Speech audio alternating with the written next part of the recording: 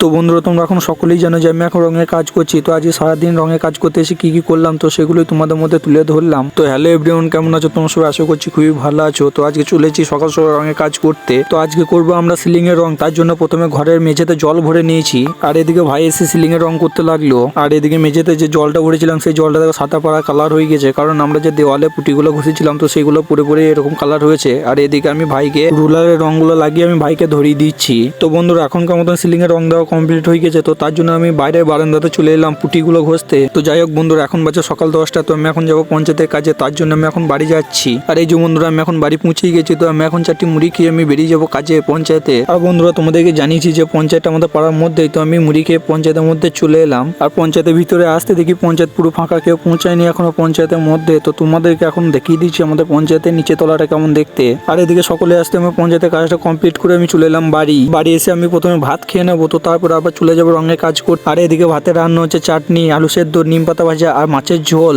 আর এগুলো খেয়ে আমি এখন বেরিয়ে যাবো কাজে। তো বন্ধুরা তোমরা কারা কারা নিম পাতা ভাজা খাও তো অবশ্যই কমেন্ট করে জানাবে। তো নিম পাতা খাওয়া খুবই ভালো, তো আমার তো প্রচন্ড ভালো লাগে, রক্ত পরিষ্কার হয় নিম পাতা খেলে। আর এখন আমার ভাত খাওয়া হয়ে গেছে। তো চলে এলাম কাজের জায়গায় আসতে দেখি ভাই পুরো ঘর রং করে ফেলেছে। তো তারপরে আমি একটা রোলার দিয়ে জানলাগুলো রং করতে লাগলাম। তো বন্ধুরা এই ঘরের কালারগুলো কেমন মানাচ্ছে তো অবশ্যই তোমরা কমেন্ট করে জানাবে। আর এদিকে ভাই এসি কাজটা খানিকটা বাকি ছিল, তো ওইখানটা কমপ্লিট করে দিল। তো যাই হোক বন্ধুরা এখন বাজে বৈকাল 4টে। তো আমাদের কাজ আজকের মতো কমপ্লিট হয়ে গেল। তো এখন আমরা যাবো বাড়ি। তো তার জন্য ক্ষেতের পত্রগুলো গুছিয়ে রেখে চলে এলাম নিচে। তো নিচেতে এসে দেখছি এই ভাইটা ব্রাশগুলো ধুচ্ছে। আর এখন আমি নিচেতে এসে অপেক্ষা করছি ভাইদের জন্য। ভাইরা এখন হাত পা ধুচ্ছে, তো ওদের হাত পা হয়ে গেলে সকলে একসাথে বেরিয়ে যাবো বাড়ি। তো বন্ধুরা ফাইনালি বেরিয়ে পড়লাম সাইকেল নিয়ে বাড়ি যাওয়ার জন্য। আর বন্ধুরা আমরা যে বাড়িতে কাজ করছি তো সেই বাড়ি থেকে আমাদের বাড়ি আসতে মোটামুটি 10 মিনিট লাগে। তো তার জন্য আমরা তাড়াতাড়ি বাড়ি পৌঁছে গেলাম। তো বন্ধুরা আমার বাড়ি পৌঁছে ফার্স্ট কাজ হলো হাতের রংগুলো তোলা, কারণ হাতের রংগুলো না তুললে খাবারের সাথে পেটে চলে যেতে পারে। তো বন্ধুরা আবারও দেখা হচ্ছে পরে কোনো ভিডিও। তো এখন বন্ধুরা টাটা।